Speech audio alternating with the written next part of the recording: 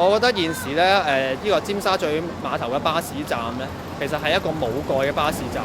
係可以令到咧周圍嘅空間同埋通風咧係比較理想。但係如果咧拆咗呢個巴士站而去另一個地方咧，就又係淪為一個商場裏面嘅巴士站，又要提供一啲通風嘅設備，會令到咧用多咗能源。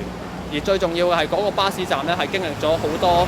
年㗎啦，咁我係一個好有價值、好有歷史價值嘅空間。所以我覺得嗰個位係絕對唔應該拆卸去起商場，因為香港嘅商場實在係太多㗎啦，已經過往商場嘅規劃咧，令到咧一啲公共空間失去咗啦，亦都令到消費主義過度。咁所以嗰個咁重要嘅空間，俾遊客、俾香港市民喺假期享用嘅空間，我認為係應該繼續提供俾市民一個方便喺嗰度搭巴士，亦都順道咧去遊覽附近嘅鐘樓啊、呢個太空館啊、藝術館等等。所以我係絕對反對佢係將呢個尖沙咀碼頭去搬遷，亦都絕對反對佢起商場，因為嗰個空間係屬於人民，唔係屬於商家，唔係屬於呢個大財團。